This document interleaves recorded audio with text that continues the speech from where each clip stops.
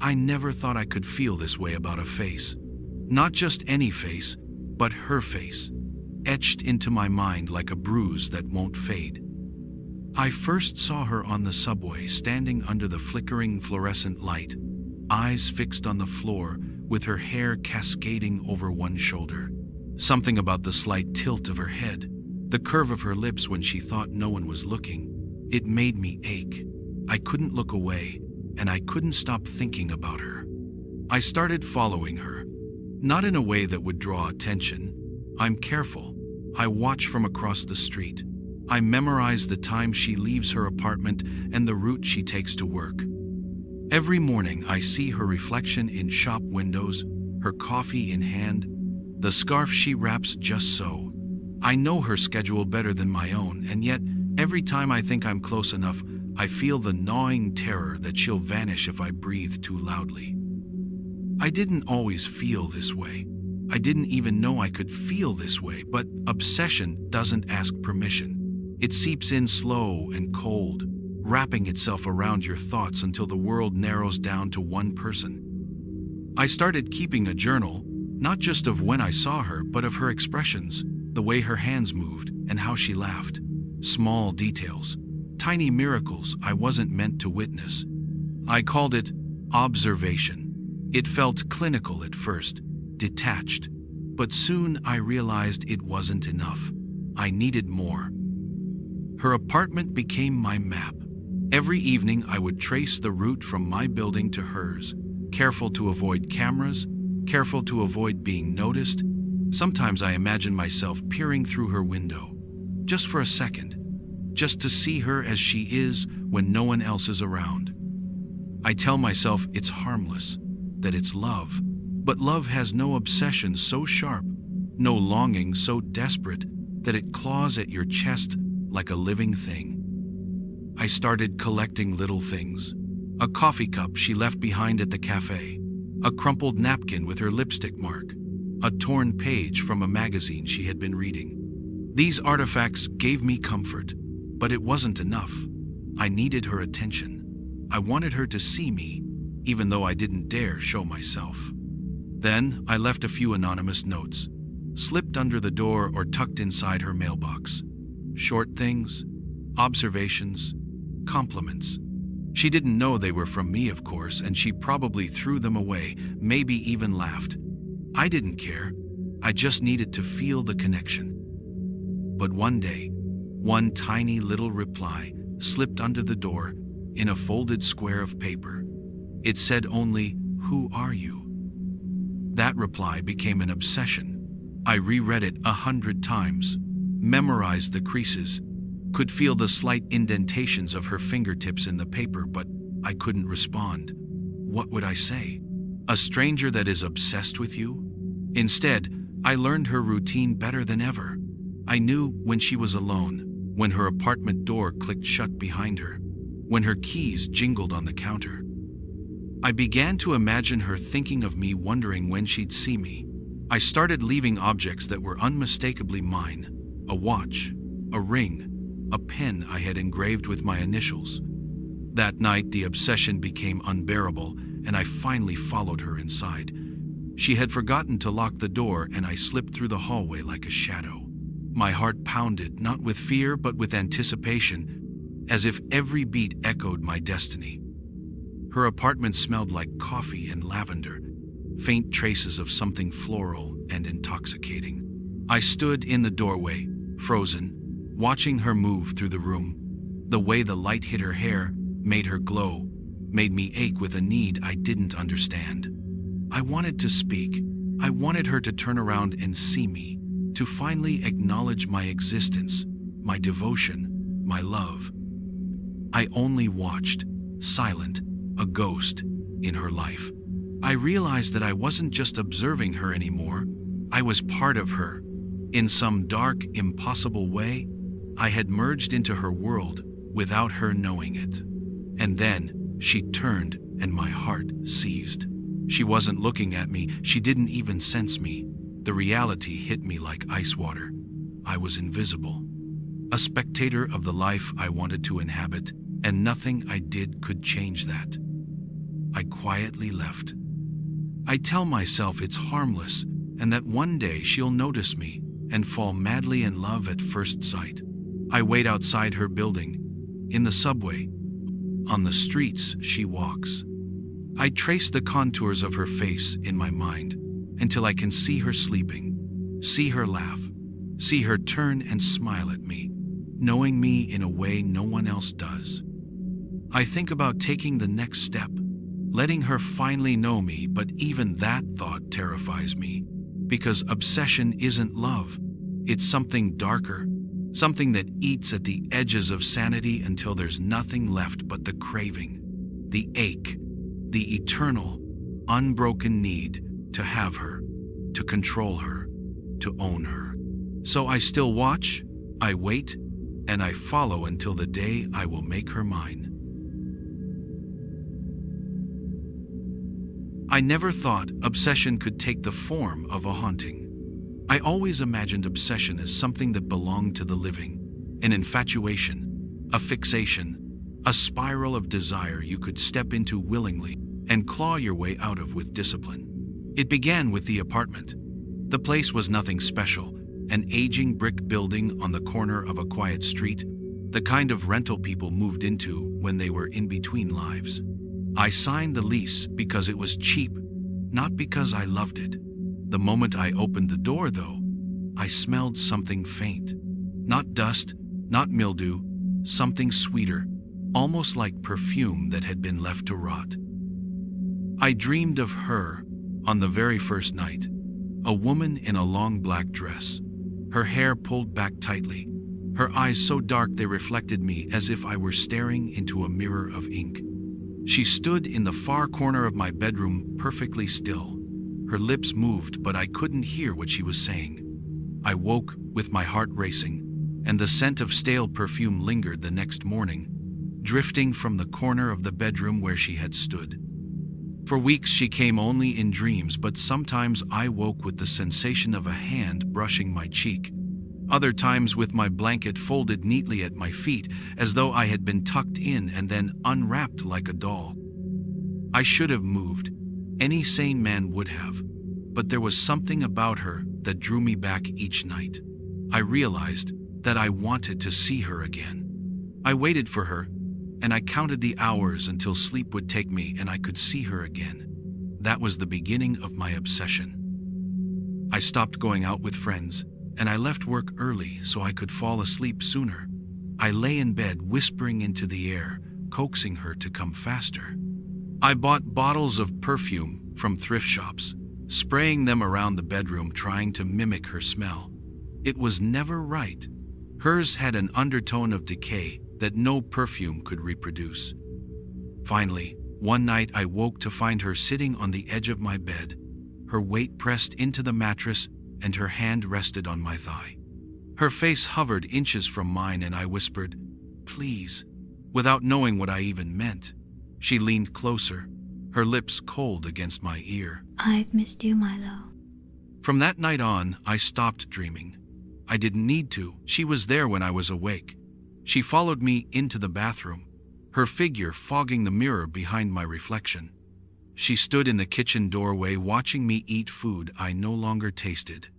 She brushed my neck with her frozen fingertips as I sat at my desk, unable to work, trembling with a fever that was not sickness, but longing. It wasn't enough. I needed to know her, who she had been, why she chose me. I started digging. Old newspapers, local archives. I asked the landlord, who stiffened and told me nothing, but that only made me desperate. I broke into the basement where tenant records were stored, and that's when I found her name. Eliza Marris, dead 70 years, murdered in her own apartment, my apartment, by a man who had become obsessed with her. He strangled her in her sleep, they said, then hanged himself in the closet. Their bodies rotted there for days before anyone noticed the smell. That night, I lay in bed and whispered her name over and over. She appeared instantly inches above me, her hair spilling across my face like a wet shroud. Her mouth split into a grin, and I swear I saw her teeth. Far too many teeth, sharp and glistening. She climbed onto me, pressing her weight against my chest until my ribs screamed. My vision blurred. My breath caught. I should have been terrified, but instead, I was aroused by the nearness of her, comforted by the way she would not let me go. You never leave me. She hissed, and I believed her. I didn't want to leave her. I was obsessed with her. I stopped eating, and I stopped answering calls. When coworkers came to check on me, I locked the door and listened until their voices faded when they left. The only voice I wanted was hers. At night, she told me secrets, things about death, about eternity, things I cannot repeat because the words crawl back into my mouth like worms whenever I try. As my body decayed, she grew stronger. I felt her teeth grazing my skin until I bled, and she licked the wounds, humming with pleasure. I was no longer sure where I ended and she began. Finally, she pressed her lips against mine, and I felt her slide into me. When I opened my eyes again, I was standing in the corner of the room, watching myself sleep for eternity. I realized then that she wasn't mine, I was hers, just like the man before me, and just like whoever comes after. Now I linger in this apartment, unable to leave. I see her through the glass when a new tenant arrives, and I try to whisper warnings they never hear. I watch them breathe her perfume and dream of her. Obsession is not love. It is not desire. It is hunger, and hunger never dies. It started with the notes. At first, they were harmless enough. Small slips of paper left on my windshield, scribbled with terrible, loopy handwriting. I saw you today. You smiled at me. I didn't think much of it. A prank, maybe? Someone from work? Someone who thought they were clever? Then came the packages. Flowers, chocolates, even a small teddy bear holding a note. I know what you like. I know your favorite color. You will thank me one day. I called the police, of course, but they told me to ignore it. Said that without a direct threat, there was little they could do. I started noticing her in public. At first, I thought it was coincidence, a shadow in the corner of my eye, someone walking just a few blocks behind me, always vanishing when I turned. But then she started appearing closer, on the train, at the grocery store, just standing outside my apartment building, watching, always smiling, always quiet. My mailbox filled with her notes. My apartment door was scratched as if she'd tried to get in, and sometimes I would catch a glimpse of her reflection in my window. One evening I came home to find a single candle burning on my kitchen table. Around it were little figurines, tiny representations of me, carved crudely from wood or wax. She had been inside. I didn't know how. I didn't know when. And the note beside the display made my blood run cold. I'm always with you, even when you sleep. I installed cameras and stayed away from familiar places, but she always found me. Always. I'd wake in the middle of the night and see her shadow across the room, standing perfectly still, just beyond the reach of the hall light. She would leave gifts at my doorstep, things that had to come from inside my apartment. A sock, a mug, a hairbrush, things she shouldn't have been able to get. It's been going on for months now. My friends don't answer my calls anymore, and my work have noticed I am distracted, paranoid. I can't stop looking over my shoulder, checking locks, checking windows, checking doors. I wake up drenched in sweat, certain I hear her whispering my name from the dark corners of my apartment. She began calling too. Just brief, strange phone calls at first, silence at the other end, faint breathing. Then came the words, soft, sweet, insistent, I know where you are. Sometimes she knew exactly what I was doing. Sometimes she would describe things I hadn't told anyone, things she couldn't have known. That's when I understood. She wasn't just following me, She was inside my life, inside my apartment, and inside my mind. I tried to fight back. I changed my routines obsessively, driving different routes to work, leaving my apartment at odd hours, staying with friends. But every morning there was something waiting for me. A note slipped under the door, a gift left by the elevator, the faint scent of her perfume lingering in the air like a trap. I started seeing her in my dreams, always smiling, always calm, always watching. Even sleep offered no refuge. Last night she didn't leave a note. She didn't leave a gift. She just waited. I was lying in bed, staring at the ceiling, when I suddenly felt it, a huge weight on my chest, pressing me down, suffocating me. She was sitting on my chest. Her eyes were wide, staring into mine, unblinking, unflinching, impossibly calm. "I've been waiting," she said. Her voice was soft, almost tender, and it froze me in place. "I've always been here. You just didn't see me." I tried to move. I tried to scream. I couldn't. Her hands were ice against my skin, pressing harder, steady, inhumanly strong. I felt my heart racing, my lungs screaming for air, but her gaze held me, hypnotic, paralyzing. "I don't want to hurt you. I just want to be with you, forever." And in that moment, I realized she already was. She had been part of my life long before I noticed, creeping through every corner, every shadow, every quiet second I thought I was alone. I can't leave my apartment anymore. Every time I try, I see her shadow lingering at the corners of the streets, peeking from behind cars, following me like a second heartbeat. I wake and find small arrangements. My shoes lined up in the closet, my books alphabetized, my clothes folded neatly. She touches everything. She sees everything.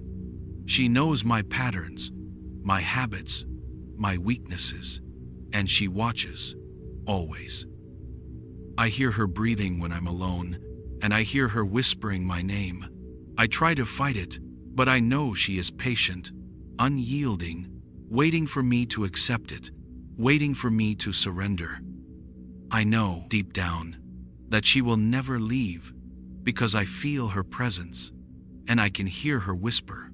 "I'm here, always, forever." And I believe her. I know her obsession will never end.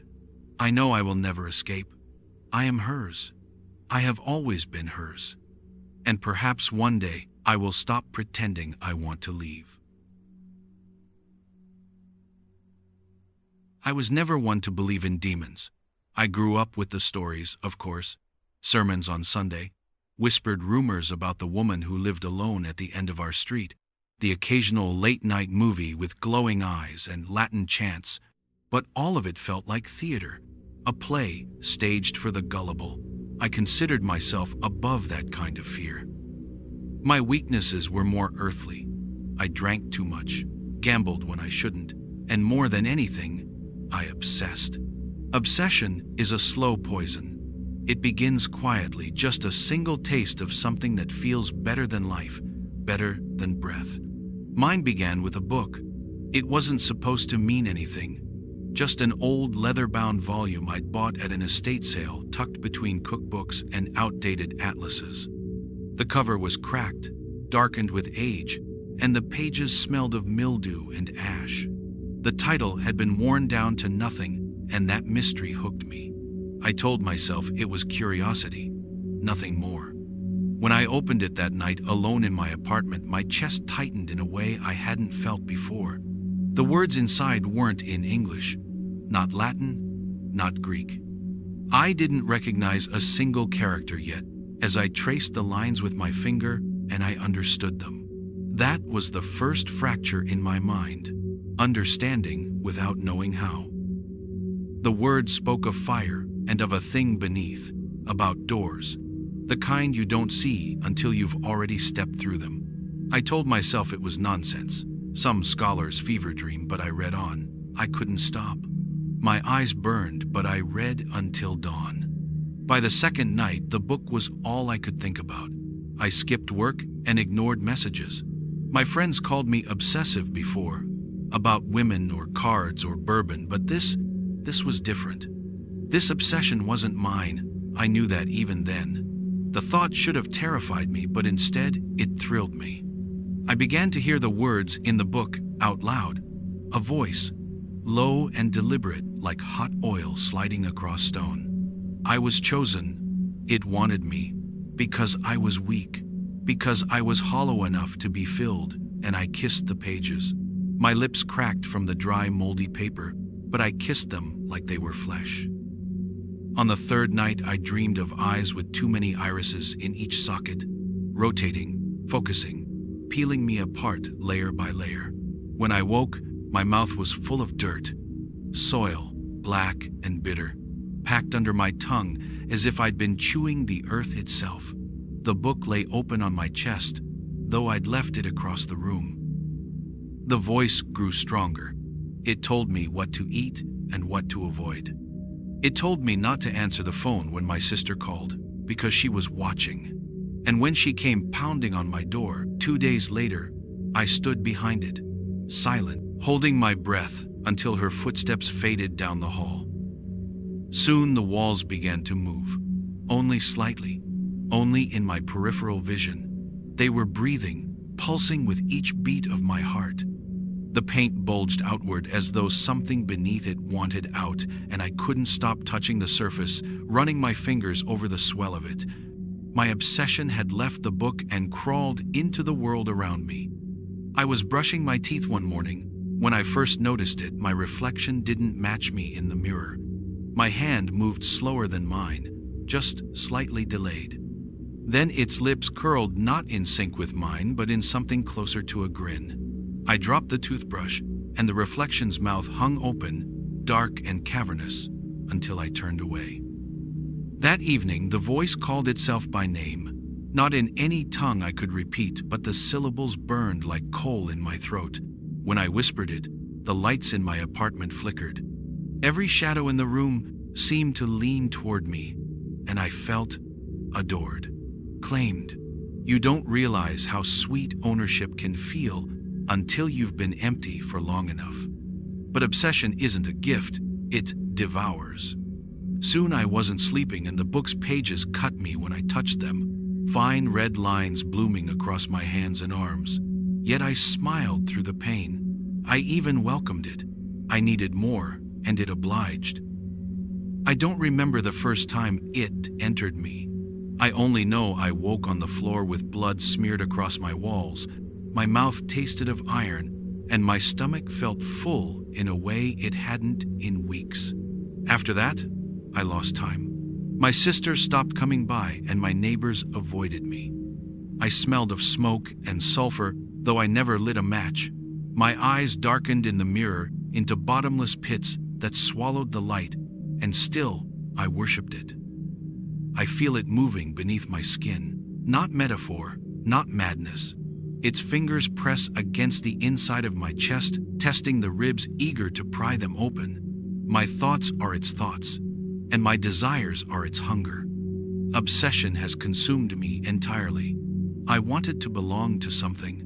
I wanted to be chosen, and I was.